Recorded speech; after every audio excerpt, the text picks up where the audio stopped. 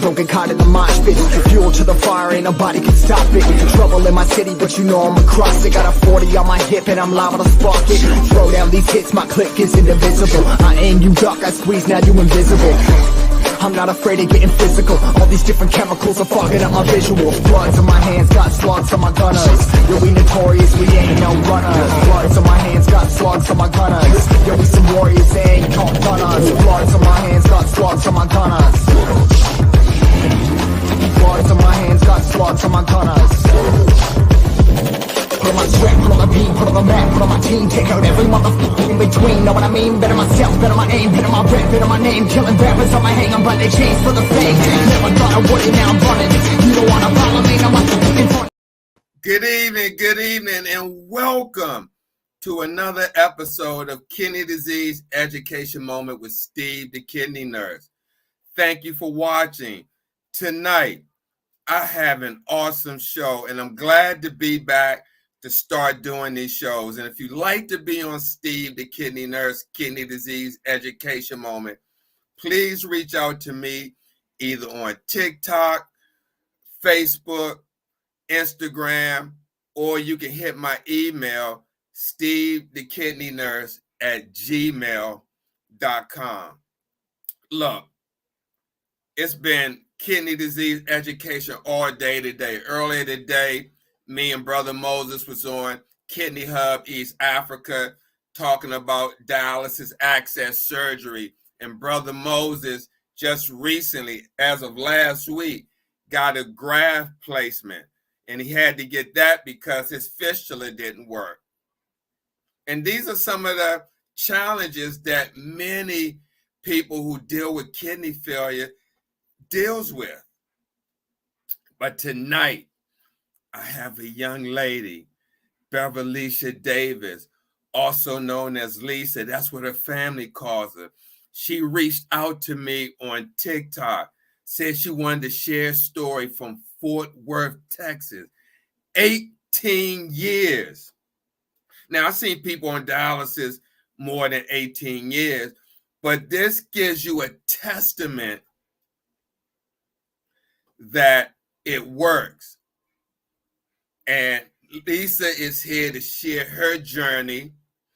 We're going to see if she's had a transplant and she decided to do that route.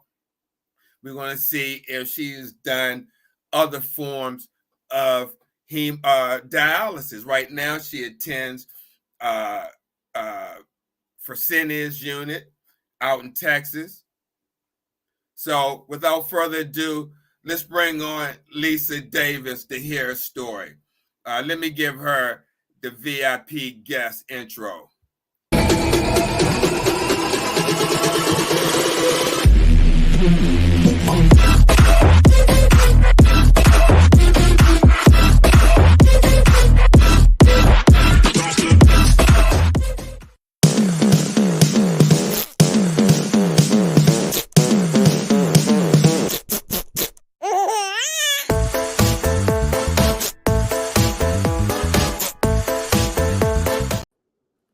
Hey, Lisa, how you doing? Fine. How are you, Steve? I'm fine. Thank you for coming on the show. I really appreciate you reaching out to me. It's awesome that we have you on here tonight. So tell us a little bit about yourself. Well, I was born here in Fort Worth, Texas, and at the age of 44, I believe that's when I was diagnosed that I had kidney failure. And so, what else did you want to know? Wait a minute. Okay, so let's back up. At age 44, you've been on dialysis 18 years? Yes. So that means you're in your 60s. Right, I'm 61. You don't even look it. Thank you. I'm I look serious. older. Have anyone told you that? Like you don't look like you on dialysis or that age? Yes, I've gotten that a few times by my age. Wow. So do you have any children? Yes, I have 2 kids. I have a son that's 35 years old, Okay. and I have a daughter that's 25 years old. Okay. So what led to your diagnosis of kidney disease? Take us back to when you found out that you was dealing with kidney disease. Okay, one day I had to go to the ER. I think I had a headache or stomach cramps or something. And so there was this young lady, she was a student, LVN, and she took my blood pressure. And she asked me, have anyone ever told you you had high blood pressure? And I said, no. And she told me, yeah, it's kind of elevated today. And after I got treated for whatever I went to the ER for, I paid no attention to what she said. It just went in one ear and out the other. So, yep. So I ignored the fact that I had high blood pressure. Okay, and that happens to many people. They ignore the fact. In fact, high blood pressure is the second leading cause of kidney disease, kidney failure. Okay, so she told you that, and then when did you know that you had kidney failure? Like when did the doctors tell you had to start dialysis? What was that like? Oh, they told me, I guess I had to go back to the emergency room because I wasn't feeling right. And every time I laid down, I felt like I was drowning. And so I kept going to the ER. They like, well, your high blood pressure, you need to go see your primary care doctor. So here I go out to see my primary care doctor. And he said, he put me on some type of blood pressure medication, and that didn't help. So it just happened. So let me ask you, when you started out, did you have to go to the hospital and they put a catheter in, or you was referred to a kidney doctor and he wanted you to go get an access put in? How did that look like for you when you actually landed on dialysis? Was it in the hospital or was it at the clinic, your first treatment? It was at the hospital. They had to hurry up and put that thing in your neck. I can't recall what the name is. Yeah, it's an IJ catheter. Yes, they put me in there and they kept me in for a couple of days and let me go home with my mom and stuff. So that's what happened. I had to go home with that catheter in my neck and then had to do a follow-up. And then that's when they told me again, you have to have dialysis. I didn't know what dialysis was, and because I never known anybody that was on dialysis. And so let me ask you this. Did your primary care doctor refer you to see a kidney doctor when you had kidney disease? Was any talk or mention of trying to stop the progression of your kidney disease, like change your diet, blood pressure medicine? Did anybody discuss that with you? No, it was too late. I was already on. I already had that in my neck, and but I'm saying prior to you had that in your neck. No, nobody told me anything. It was just because I was like out of it. Couldn't, I had so much toxin built up, and I wasn't there there. You know what I'm Got you. saying? And so my mom had to do a lot of stuff for me to, get me where I needed to be. So I wasn't really informed and stuff. And they was telling her, and she was getting frustrated because she couldn't remember everything because she was my age. And it was You know, kind of overwhelming probably to her. yes, it was overwhelming for Mm-hmm. her and me. And so we was but I finally got my dialysis.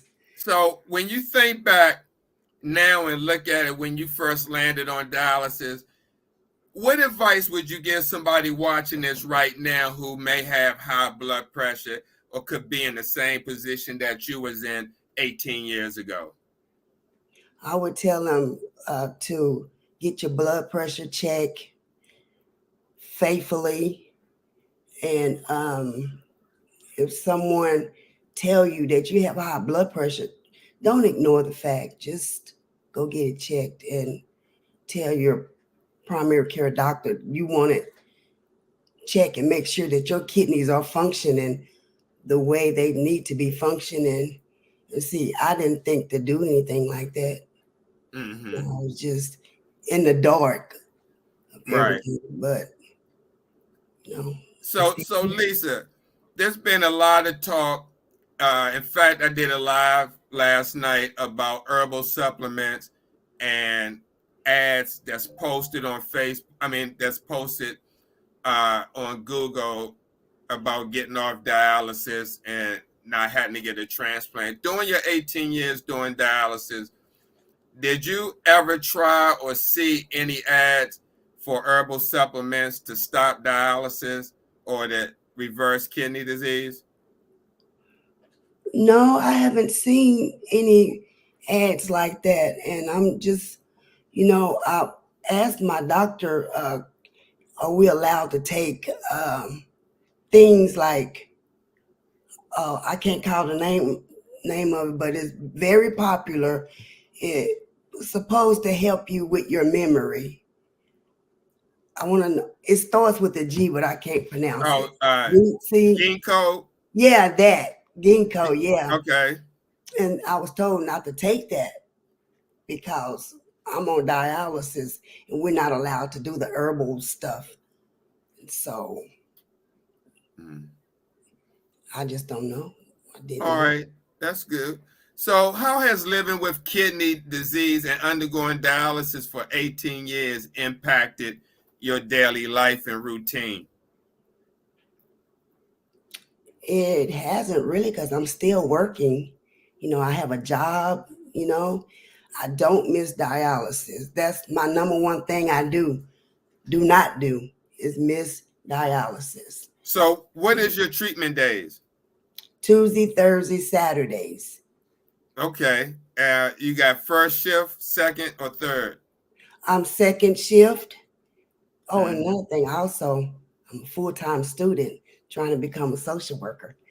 Oh, wow. So you got, okay, wait a minute. And that's a lot to unpack.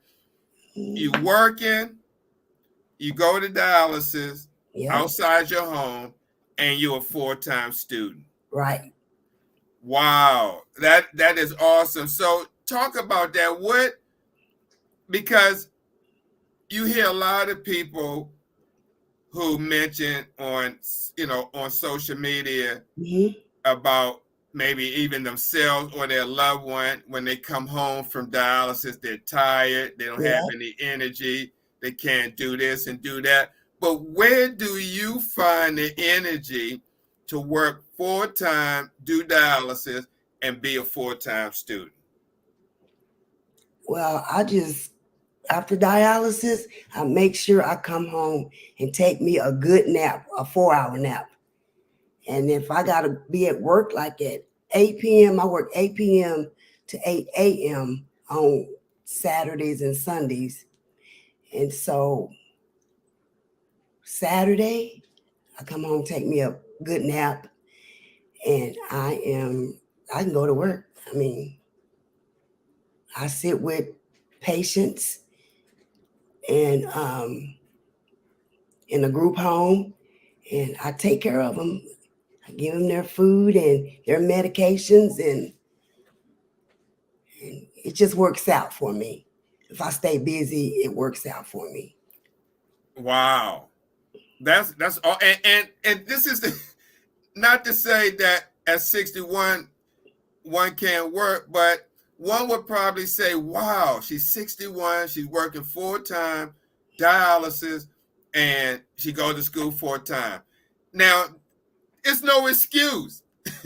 If you're watching this, it's no excuse unless, one may have multiple medical issues that may hamper them. Now, we're not going to get into Elisa's, medical issue and all that, but still, she's here living proof that, you know, kidney disease or kidney dialysis doesn't have to stop you from doing what you've been doing. You said it hasn't really interrupted, but I'm sure when you first got sick, you had to adjust to dialysis back 18 years ago. Now, 18 years, one would probably ask, or watching this show, have you ever had a transplant, or are you on the transplant list? I've never had a transplant. I am on the transplant list, though, and I've had some family members who wants to give me a kidney, but their health is not that, great. Like I have a brother who's he's a diabetic, so he wanted to give me a kidney, but he can't. I have a sister who wants to give me a kidney, but she's kind of overweight and she got to lose a few pounds, and soon as she lose her pounds, we can try to get this thing going. And I also have another sister who has high blood pressure and she can't give me a kidney, so I'm like, See, guys, this is why organ donation is very important. But one would ask, during the 18 years, you never got the call for a transplant? No, it's because I was sick one day, and I was real sick, and I had to be hospitalized, and not under the right influence in my mind, I signed the paper and got a blood transfusion. So I got several blood transfusion. Wasn't thinking, didn't know that would harm me in the future. Oh, with the antibodies. Yes. So. Wow. Okay. Hey, Sam. Thank you for joining. Latasha, Shawana, Miss Oham. Thank you guys for watching and sharing. Wow. We have Sam Day on here, and I believe he, gentleman, had a heart transplant. Mm-hmm. So, but let me ask you this. Okay. Have you been going to the same facility for 18 years? No, I haven't. Fortunately, I had to move, and I need to be near a dialysis center that's close to me because I drive myself, from and back. Mm-hmm. So let me ask you this: 18 years, your antibodies are high. What can you share your feelings when you see other kidney warriors at your facility who may get the call to get a kidney? What goes through your mind when you see that? I just congratulate them. I'm happy that they are getting a kidney, and but sometimes I just when I can't get one, I kind of get depressed, but yeah, I snap out of it because I think the Lord has me on dialysis for 18 years for a reason.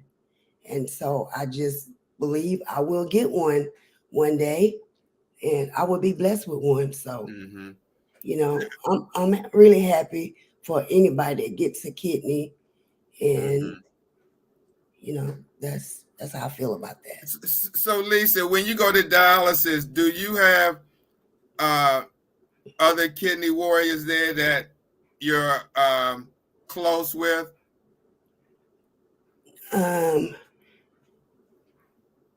No, because I'm kind of like 7 months at this Fresenius now. You know, I don't know anyone that's been on as long as I have, because when I get close to someone, you know, they've been on it for like 5 years, and next thing you know, they're unalive, and I'm like, I really like that person, Right. And so. No, I completely understand. I've been doing this almost 4 decades, and I can't tell you the many wonderful patients I've met that have passed on. And that's why I asked you that question. You've been on for so long that I'm sure you've seen many kidney patients come and go. And like you said, God still has you here for a reason. Amen. Have you met any other person that's been on social media as long as you? Been on social media. I mean, I'm sorry, that's on social media, that's been on dialysis as long as you have. No, I haven't met anyone. But I did have an aunt that was on dialysis for 19 years. Really? Yes. And she was an older lady too. And yeah, she was on for 19 years, and she lived in a small town, Denison, Texas. And we really loved her, but wow, she was on for a long time.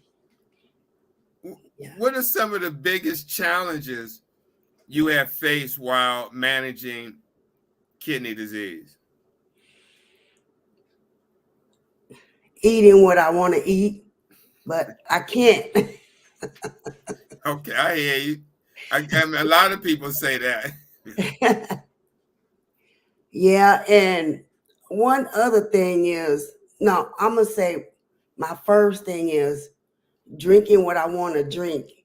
I have to slow down on the waters, slow down on the sodas, on the big reds, and I'm crazy about big reds. Or I just need some help on that part. But drinking fluids, you know, I have a hard time, and you know, that's about it. So is it hard for you to manage your fluid, like between treatments? Especially on the weekend, you know, I kind of overdo it with the fluids, but you know, I just yeah, I kind of overdo it on the weekend with drinking water and big red. So that's the problem I have. So, but I'm trying to do better. I mean, you must be doing something right. 18 years. Yeah, but like on the weekends, over the weekends, I have like, when I go back on Tuesday morning, they say, well, Miss Davis, you 3 over. But I'm like, but it's the summer. I always come up with some excuse. It's the summertime, and I was thirsty, and you know, just little things like that. But I try to watch it though, because you know, it's just the weekends that gets me in trouble sometimes. But you know, I'm never over 3, and you know, 3 kilos. So. Have you ever had any issues at any of your facilities with short staffing? Oh yes. Staff shortages at any What of the shortages? staff. Staff shortage, yeah. Yes. Yes, and sometimes we have to sit in the lobby and wait for like, the longest I ever had to wait was like an hour. But they said if you want to go home and come back, and I'm like, no, I'm not going home. I'm gonna get my treatment. And Mhm. so, but a lot of people go home, because they don't want to be there no way. So I stay, Mhm. So during your 18 years, have you seen an increase of more people coming on dialysis than you did when you first started? Yes. I've like I go on social media and check out the the app, and they'll tell me things like up in Virginia, there's been 5 more Davitas opening, in just a lot of dialysis centers, even here in Fort Worth, uh, opening. And I'm like, wow, I didn't even know that there was 2 of them being built, this day. And they are coming up really quickly with the centers. Mm-hmm. Are you starting to see a lot more young people come into centers now? Yes. There's one center and another center. I seen like a 17-year-old was on it, and he was at my center, You said and 17. he was 17, but he was on probation or parole, some nature of that, and he was on dialysis. I've seen some pregnant females come through there.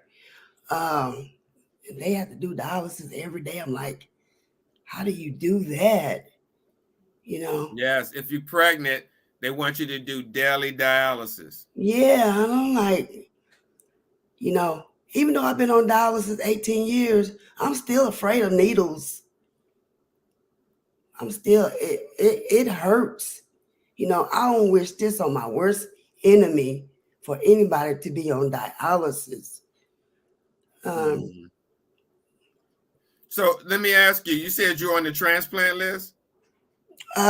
Yes, I am. I'm on And the. you're active? Uh-huh. So if you got the call at night, have you ever got a call and it was a false call? No, I hope I never get that. Right. Have you seen people that happened to, they got the call and when they got there, they waited around and they didn't get the kidney? No, but I have seen a person that went in there to get a transplant. They called them in at night, and they got it, but it didn't work. Mm. So the person had to go back on dialysis. Oh, that was It didn't work like when they finished the operation, or? right. Wow. Yep. Um, So Let me address this question. Shawana Gates asks, what do you do if you're so thirsty? Well, what do you do if you are so thirsty? How do you manage? Because I was going to just share that many people on dialysis, they want them to manage their fluid intake. If you get thirsty, they want you to use other means to try to yes. quench your thirst. But how do you manage your fluid intake sometime? I know you said you have a little trouble with Big Red and fluids, but what methods have you used to kind of help you manage lowering your fluid intake? Okay, well, I hate to tell anybody this, but because I'm not a diabetic, I like to buy those dum suckers, and I Okay. suck on those quite often. And I buy this stuff. I forget the name of it, but you spray it in your mouth. Okay. like a mist, like a spray bottle with Yes. liquid just to kind of wet your whistle. Yes, that. And I try not to think about it. Oh, I'm so thirsty. Oh, I'm so thirsty. Yeah, I just try to ignore it because sometimes that's how you think about, oh, I want something to drink. I'm so thirsty. And So let me ask you this: have you ever, do you try decreasing your sodium intake, like what you yes, eat? You pretty much watch like what you bring in, so it doesn't cause you to be thirsty. Like, say for instance, you may eat some chicken or fried chicken or I do. Chinese food, which is high in sodium, may cause one to really be thirsty after they ingest that. So, have you ever tried putting your favorite beverage in an ice tray and sucking on it as ice cubes? Oh yes. I've even tried that with Big Red. How did it work out for you? That worked it good. It worked pretty good for me. I mean it was like 12 things of ice, and yeah, that helped me too. But I just try not to think about it. I go on a walk and just think I can do this without drinking all of this water.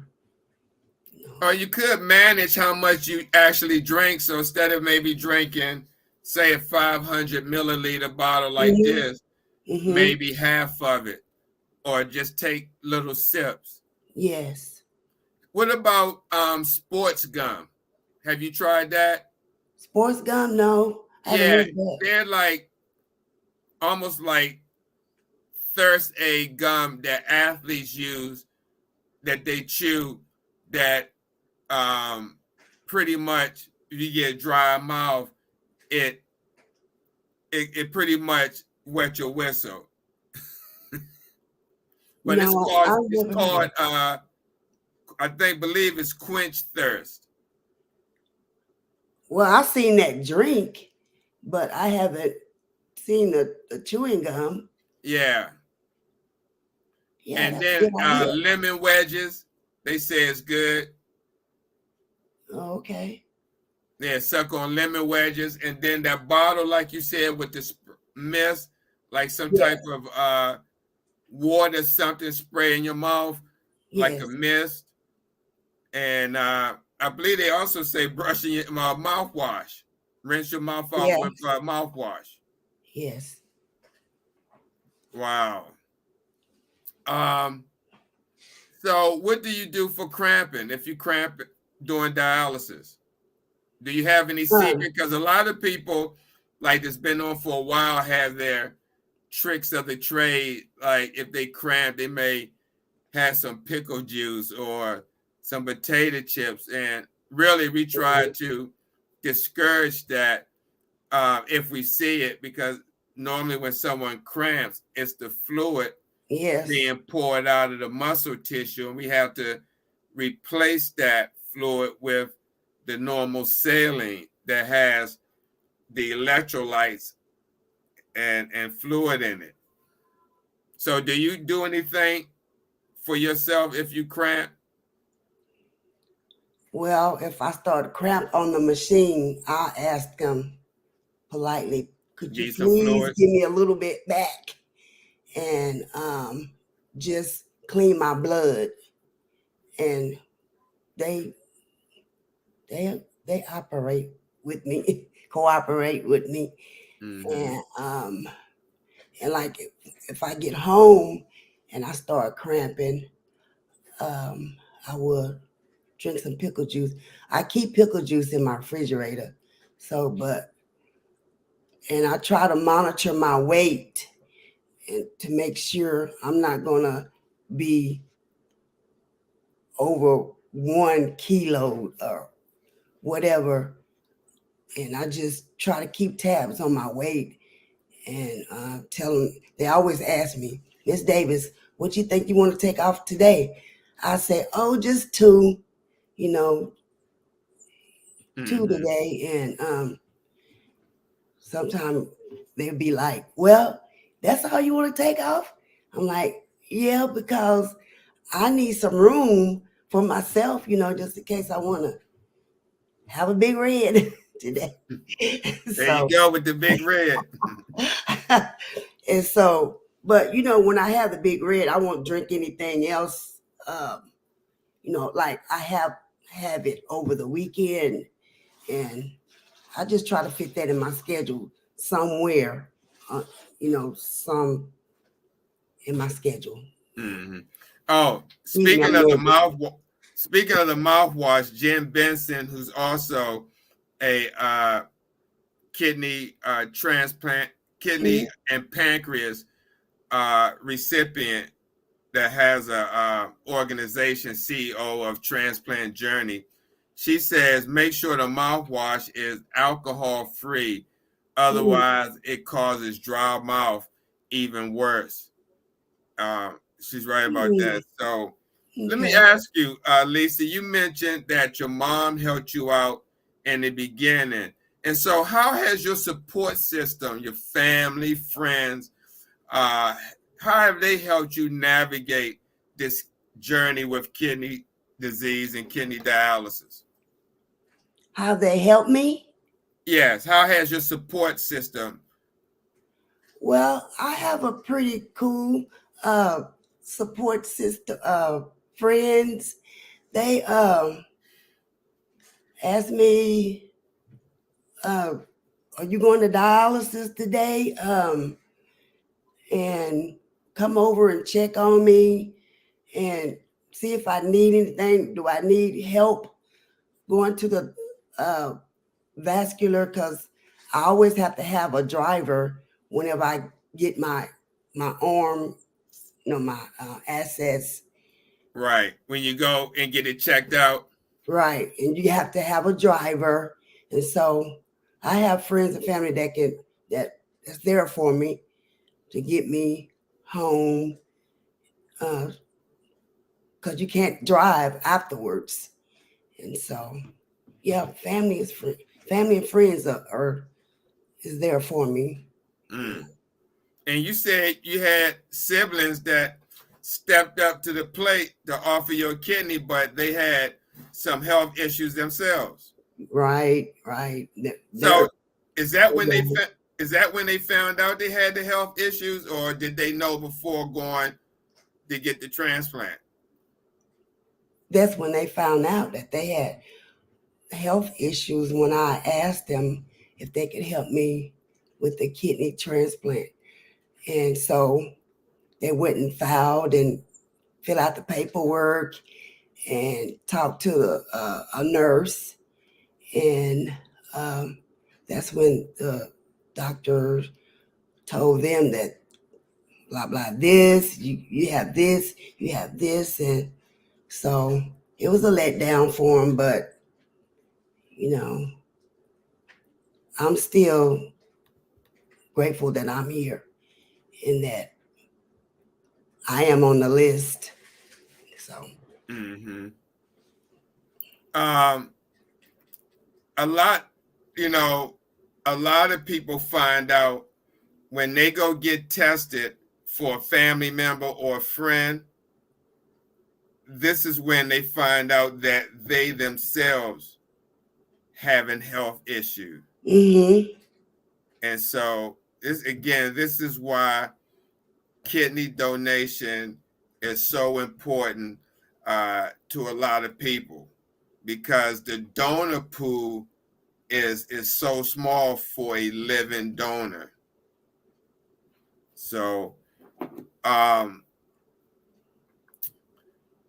so let me ask you, have you encountered any misconceptions or stigmas related to kidney dialysis?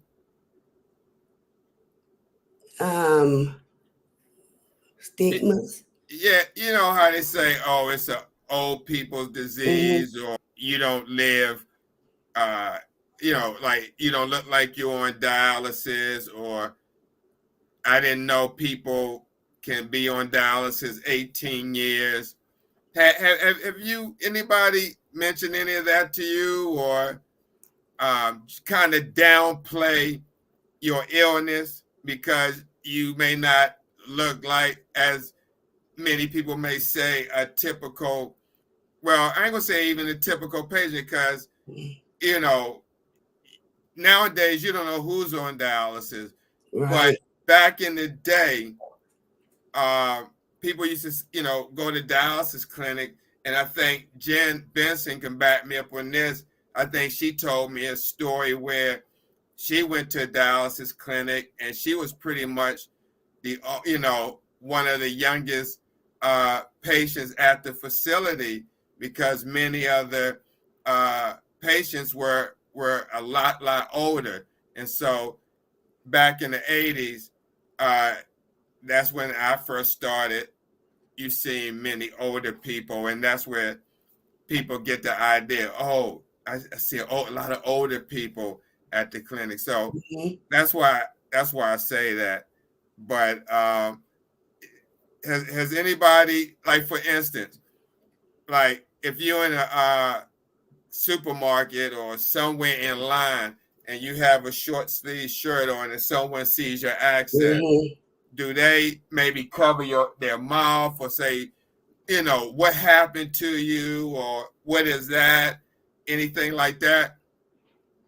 Oh yes. Like when I go to the grocery store and I'm coming from dialysis and I don't have my long sleeve on, several people have asked me, what happened to you? Why you have bandages on your arm? I'm like, I be telling them, well, I have kidney disease. I'm on dialysis. And they're like, they don't know. Some people don't know what dialysis is, and you have to explain, especially if a little kid come up, 7, 8 year old, ask you, Mommy, what's wrong with her? Why she got that? And sometimes it's you have to explain to people. I have to explain to a lot of kids who don't know, and a lot of adults that don't know that dialysis it hurts. That's all I can tell you, that some people just don't know what it's all about. Yeah. Some Right. people just don't know. Yeah, I'm sure a lot of people had the same sentiment you have. And that's why I do what I do, to get the word out, let people know about this, and just try to educate, so other people, like, because you mentioned that they didn't give you really any in-depth education, which Right. happens to a lot of people. It happens to a lot of people. And you probably felt so bad, you wasn't even thinking about asking any type of questions. You just wanted to feel better, Mm-hmm. whatever the case was. So again, this is why I do what I do and have these type of shows, because if someone is heading down that pathway, and you know, they hear your story, you know, they could possibly know that, wait a minute, okay, it doesn't have to be this way or that way. So this is why shows like this are very important when you're dealing with a chronic disease like kidney Yeah. disease. Yes. Yeah. I was just reading a comment from Jim Benson. She says Mm. kids shouldn't have to know, they are innocent. They know the word dialysis, but not what it entails. Right. Mhm. So let me ask you, have you learned any important lessons dealing with uh, kidney disease and kidney dialysis? Have I learned anything from it? Yeah, what are some most important lessons you have learned from your experience dealing with this disease over 18 years? Well, I've learned a lot. I mean, I'm just trying to stay humble and you have to just humble yourself and try to stay focused on what they tell you you need to do. And um, every what is it called when they draw your labs every month? I always ask questions like, can I eat this? Can I eat? Because I love clam chowder soup, and I'm asking a lot of questions like, can I have this? Can I eat oysters? uh, can I have? Why do I cramp every time I drink milk? And it's just yes, I have a lot of questions. I have uh, asked myself and asked the doctors. Well, what can I do to keep on living on dialysis until I find a transplant? And I'm just what else have I noticed? Um, Are you better managing your blood pressure now? oh yes. My blood pressure is like um, it's kind of on the low side because um, sometimes they take off too much, and it'd be like 110 over 70. But I think that's a pretty good blood pressure. Oh, yeah, that's an excellent pressure. And they said, well, we need to give you this medication to keep your blood pressure from being so low. Oh, Midodrine. Yeah, Midodrine. And Mm-hmm. so, but I haven't been having to take that for over a month now because it's been Oh, good. normal. Yes. Can you share? We got about 10 more minutes, but Mhm. can you share any memorable or impactful moments from your 18-year journey with kidney failure? Can I share any journeys? No, any memorable or impactful moment from your 18-year journey, like during your 18 years of dialysis, any memorable moments that you can remember or anything that has impacted your life? For instance, have you ever had to leave from dialysis 911, or have you seen anybody else in the unit, anything happen, anything impactful that you would like to share during your 18-year journey dealing with dialysis? Have you ever been at home and started bleeding again, or Oh yes. Um, let me see, about how many years ago? I guess it was about 4 years ago. One of my shunts, I have three. I've had you three. had 3 accesses? Yes, and one of them just bled out. I was in the shower, and so that was so awful. I had to go and pick up my phone, try to dial 911. My front door was locked, and the ambulance came, and so I had to unlock the door. Blood just, I'm trying to hold it, stop from splashing everywhere. And it was just, excuse me, Mm-hmm. the ambulance had to come and take me to the emergency room, and I was so embarrassed because I was not dressed. No, hey, if that's nothing, because you could have bled out to death. Right. And so I was just embarrassed about that. And they was like, ma'am, don't be embarrassed. You're okay. We've seen a lot of naked people and all that stuff. So I'm like, well, okay, I'm sorry. And they had to put a tie around the graft, and it was so tight, and I can just remember it hurt so bad, and they just took me off in the ambulance and took me to the hospital. But that was an experience for me. It was just so hurtful, and so it finally got me to the hospital and gave me some drugs and put me to sleep. And next thing you know, I woke up, I had this in my neck again because that one went away. It had died out. So that was one. Wow.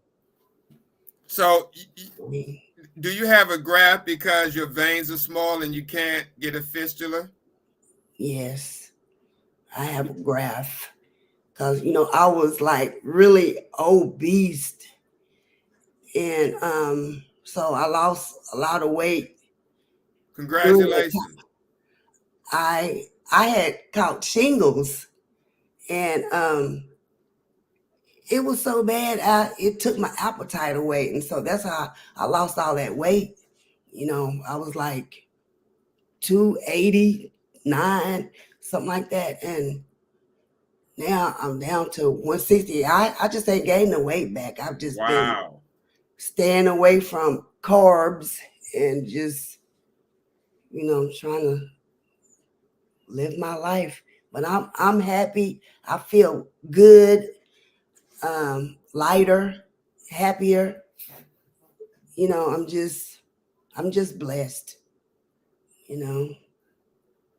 Awesome. Wow. So as we come to a close, so what are your hopes and aspirations for the future?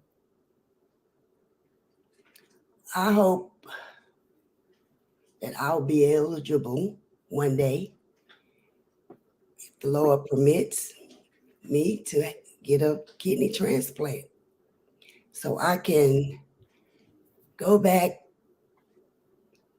Let's see what I want to do.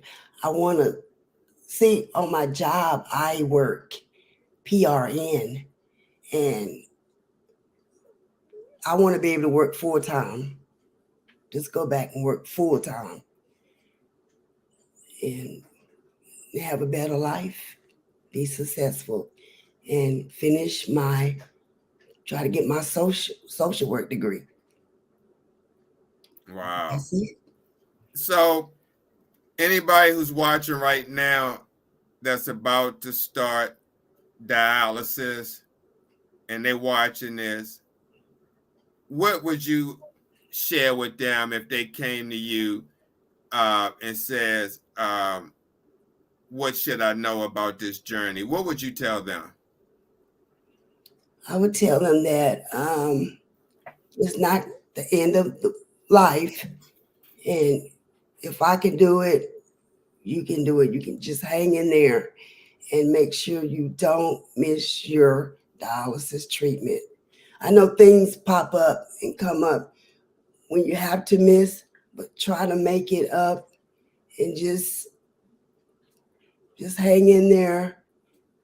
Say your prayers, and just be mindful, that you can do it, and don't let it get you down. Don't be depressed. Don't let it get you have depression about it, because sometimes I was depressed, but I just said, I'm not going to let this depression take over me.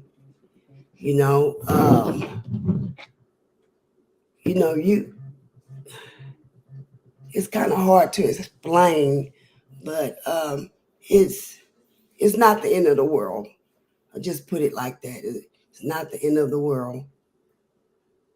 So that's it. Thank you. Well said, Lisa. Well said. And I really appreciate you coming on. I know this is your first broadcast. Yeah. And sharing your story. I really, really appreciate it. We getting real stories from real people. Mm-hmm. And this is what people need to see. So because kidney disease is so prevalent, Mhm.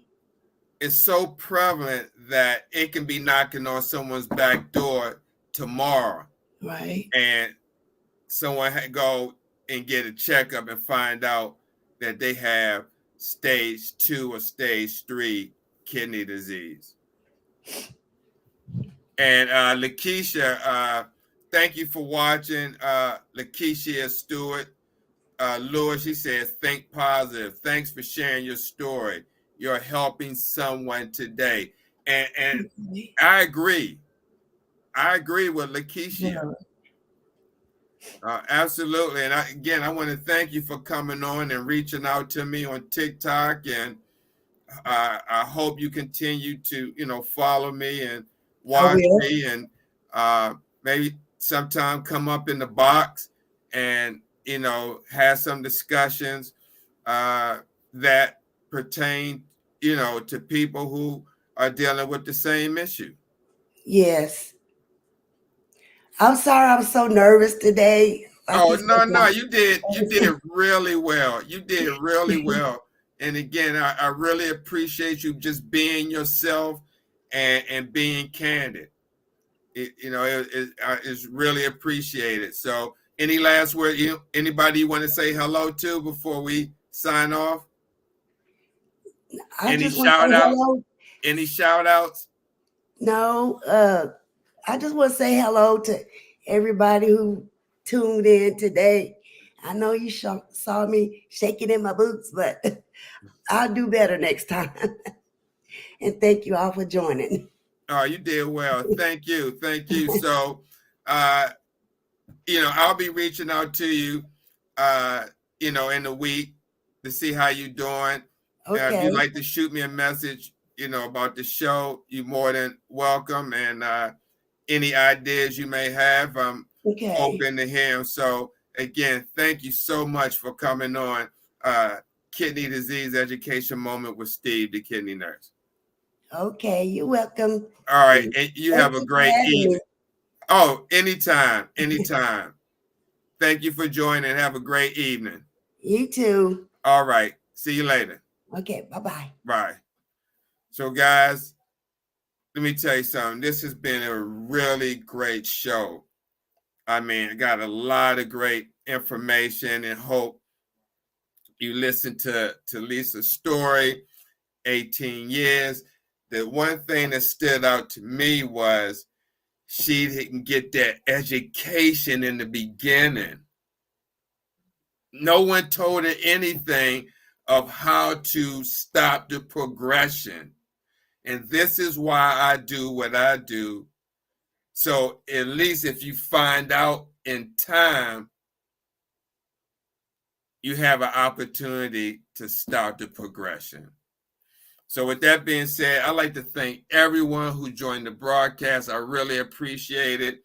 Shawana Gates, thank you so much, beloved. Ms. Verna Johnson, Lakeisha Lewis, Jim Benson, my favorite CEO, Charlene Joyner, and I thought I saw, Sam, SJ, Day, Latasha, Miss Elizabeth Oldham. Thank you guys for joining the show. And please be on the lookout for more inspiring shows, okay? Until next time, we see you later. Have a great week. If you go to dialysis tomorrow, have a great treatment. Have a great treatment on Tuesday, and enjoy your week. Thanks, guys. Peace and blessings.